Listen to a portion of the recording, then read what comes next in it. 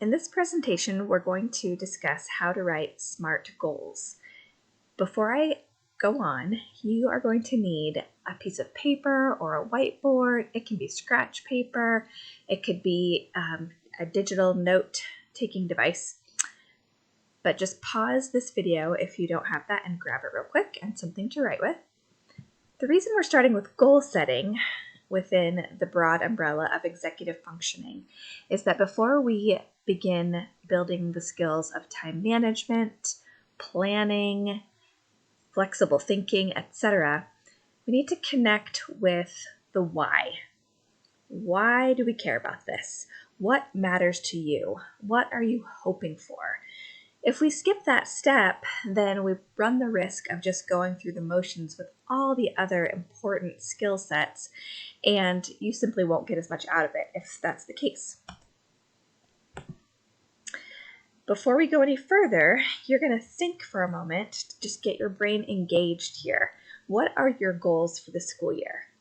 You might have 3, you might only have 2, definitely write more than 1. You can pause this video if you need to do that. Now just take a moment to reflect on the experiences you've already had with goal setting. How does it feel when you do accomplish a goal? Connecting with that feeling can really help to increase your motivation. What has prevented you in the past from accomplishing your goals? What can that teach you about what you might anticipate in the future? And lastly, how do you stay motivated to achieve your goals? If you're not sure about an answer to that last question, that is something worth digging into more deeply. We're going to quickly look at the difference between short-term and long-term goals. A short-term goal can be accomplished in the near future, such as a day, week, or month from now, and they may help us to achieve long-term goals. They may be like a stepping stone toward that. A couple of examples include I'll spend 20 minutes a day reading my book for my English class. I will get a B or higher in math this semester. Comparatively, long-term goals are accomplished over a longer period of time, such as several months, a year, or 5 years from now. Examples could include I'll finish my book for ELA in 2 months. I will get a scholarship to the college of my choice. Awesome goal. Here's another way of looking at the difference between short-term and long-term goals. Just a visual representation. A long-term goal might be I want to earn a B+ in science this year, and a short-term goal might be I'll study for 30 minutes a day. And what else? What other short-term objectives or plans could you put in place to reach that long-term goal of earning a B+ in science? Here are a few ideas. Study 30 minutes a day, go to my teacher when I don't understand, organize my class notes every day. On a side note, that's one of the strongest research-validated study skills, is not just taking notes, but then reviewing them and reorganizing them, so rewriting them. And then all of those leading toward that long-term goal of getting a B+. The type of goals we're going to be writing today are called SMART goals. Goals that are specific, measurable, attainable, relevant, and time-bound. Let's take a closer look at what that means. The S. What exactly are you trying to achieve? Make your goal clear by making it more specific. I want to be a better student is a worthwhile aim, but it's pretty vague. A better, more specific goal would be, I want to get A's and B's this semester. The M in SMART goals has to do with being measurable. How will you know if you achieve your goal? I want to do better in math. Again, going back to the last slide, that's not only vague, but in terms of this slide about being measurable, we have no way of really measuring that. A measurable goal is I want to get A's and B's in math. You can tell if you accomplished that goal or if you didn't. A is for attainable. Is it genuinely possible? These goals should be realistic if you have a hope of the goal being a helpful tool to motivate you.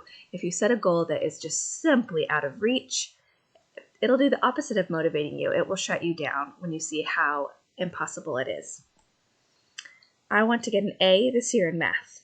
That's an awesome goal. And for some of you, that might be totally attainable and appropriate. For others of you, if math has always been a source of struggle and you've routinely earned C's or D's in math, that might not be realistic. I want to become a professional hockey player. Maybe. But what is attainable in a tighter time frame? What do you know for sure you could accomplish while still putting yourself up to a challenge? Here we go. For the first one about math, I want to keep my grade above a C in math. Might be a more attainable goal for somebody who has been earning C's and D's. So saying above a C could mean a C plus, a B minus. And I want to join the hockey team this year. Might be more attainable for somebody who hasn't played hockey before. Here's another example of an attainable goal. You can see it at the end in purple. Improve my math test score by 10 points. And here are the steps that the student has recognized and broken down. Study for 30 minutes a day. Make flashcards to practice 4 times a week. Review my notes from class every night. The R in SMART has to do with relevance. A goal is useless. It's just a waste of time if it doesn't actually matter to you.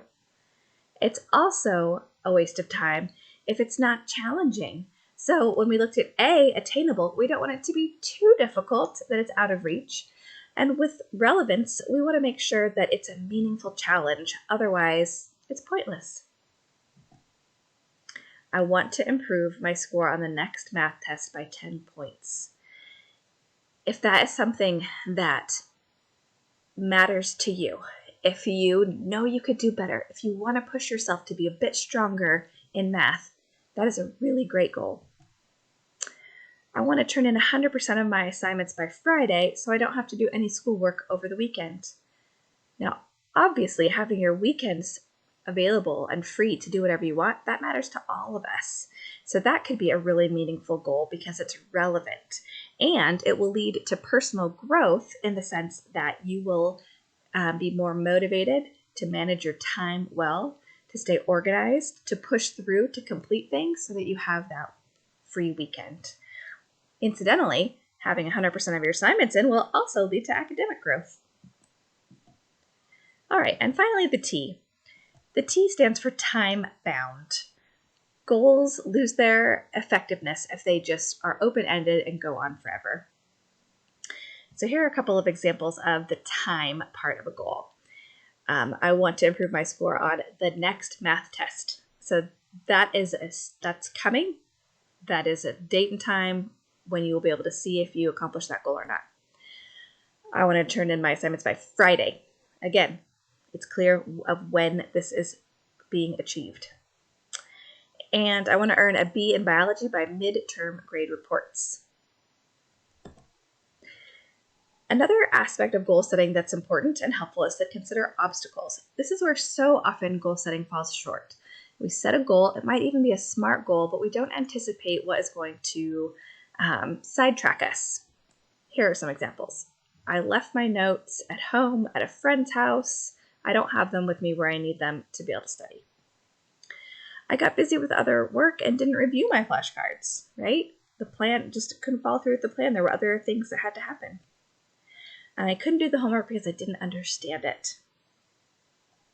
It's easy to see how a really well-intentioned plan and a SMART goal can get derailed. So we want to think about how to overcome obstacles, ideally before we even encounter them.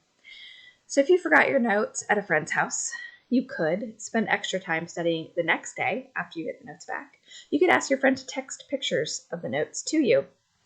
If you didn't understand the lesson, talk to the teacher the next day, join their Zoom office hours, send them an email, or you could ask a friend or a parent for help. If you're too busy with other work, then find some time, set aside some time in the upcoming parts of the school day when maybe you wouldn't be doing school, or even on the weekend, to get caught up.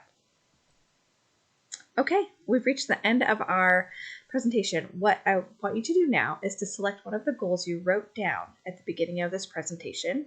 It's also okay if a different goal has come to mind. What you're going to do now is to use the handout you'll find out in Canvas to write a SMART goal and to double check it.